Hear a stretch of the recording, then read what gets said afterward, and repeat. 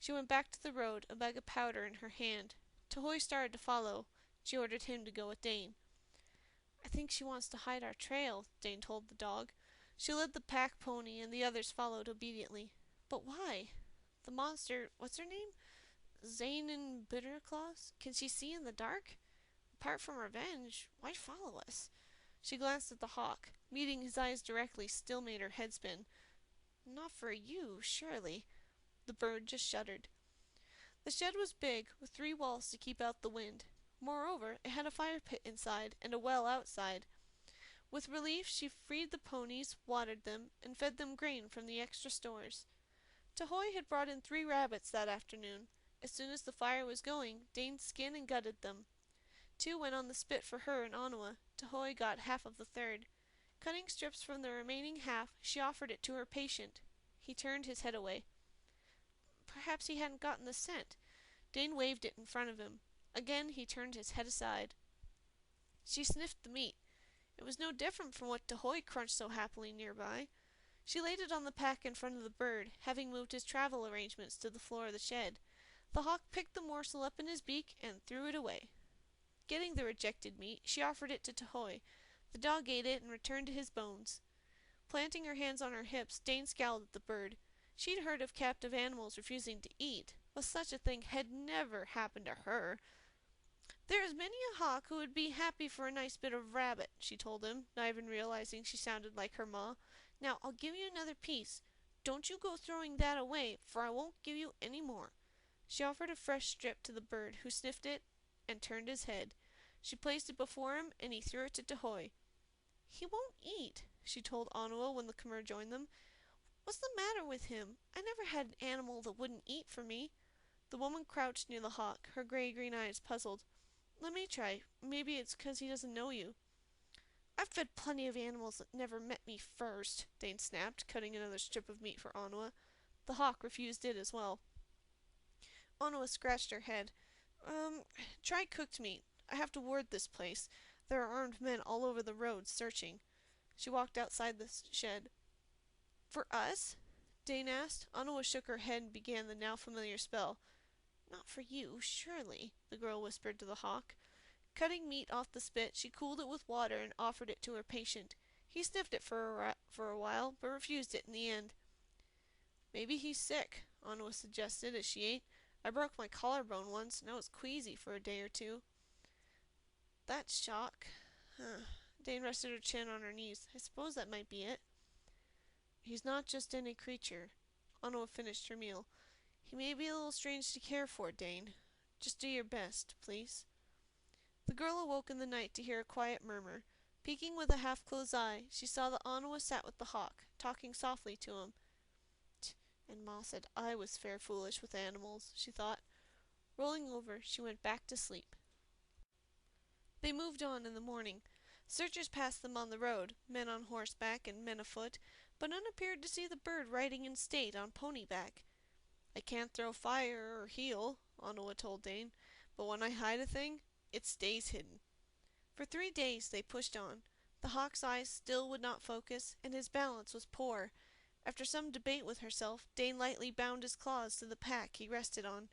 He didn't seem to mind, which bothered her still more. Even the mildest sparrow would have fought the ties. Her patient worsened. He refused any and all meat, raw or cooked.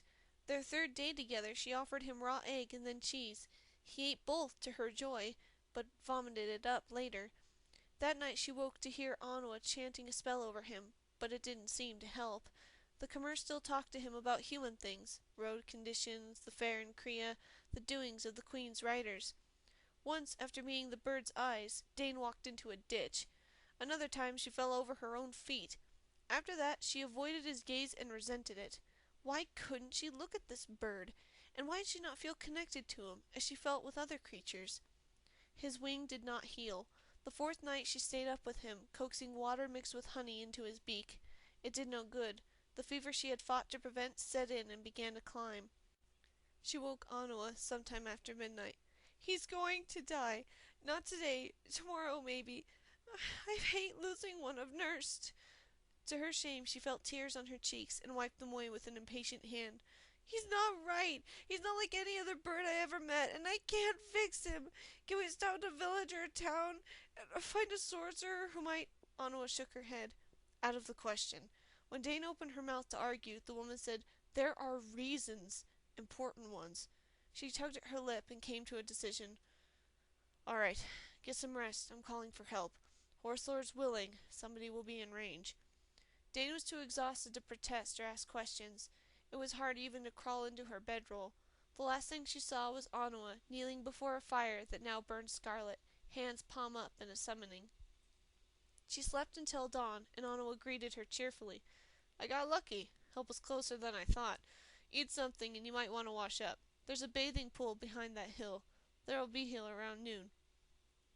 They who? Dane's voice came from her throat as a croak.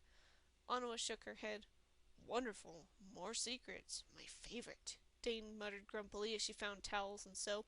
Since the day was warm, she washed her hair and took extra time to scrub every inch of her skin. Why hurry? She thought, still feeling grouchy. They won't get here till noon, whoever they are. The hawk's eyes were closed when she returned, and he was shivering. She warmed small rocks and wrapped them in cloths, towels, scarves, handkerchiefs. Carefully, talking to him the whole time, she cocooned bird and rocks in a blanket, hoping to sweat the fever out. After an hour of the extra warmth, he took some heated water and honey when she coaxed. Anua had worn herself out with her magical efforts and slept all morning. Dane had to content herself with frequent trips to the road, looking for the promised help. Cloud and Tahoe followed her, as worried as she was.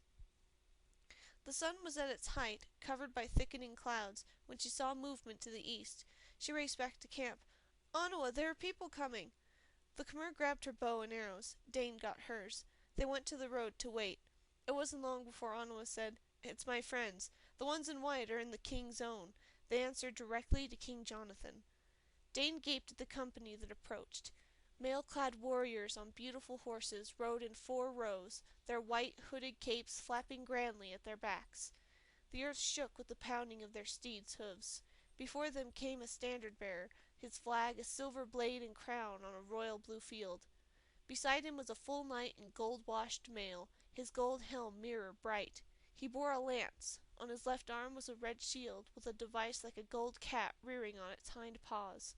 The knight's horse was larger than those of the white-caped warriors, though not as large as the chargers normally used by those who wore full mail or plate armor.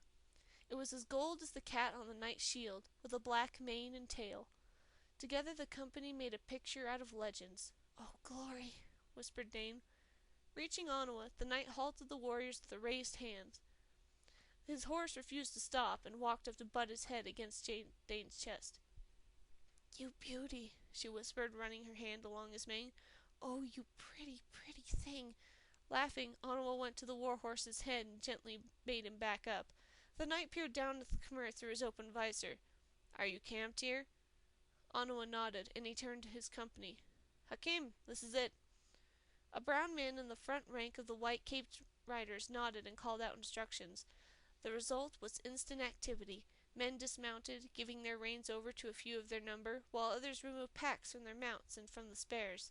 Within seconds, they were off the road, erecting tents to share the clearing with the ponies and Tahoe. The knight secured shield and helm to his saddle.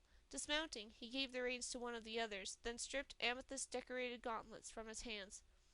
I should have changed to leather, he complained. My back has been one whole itch the last mile. He grinned at Dane. The outfit looks nice, but it's not very comfortable. Dane was very confused. Out of the saddle, the knight was 2 whole inches shorter than she was, and built on stocky, not muscular lines. His cropped, coppery hair was tousled from being inside a helmet.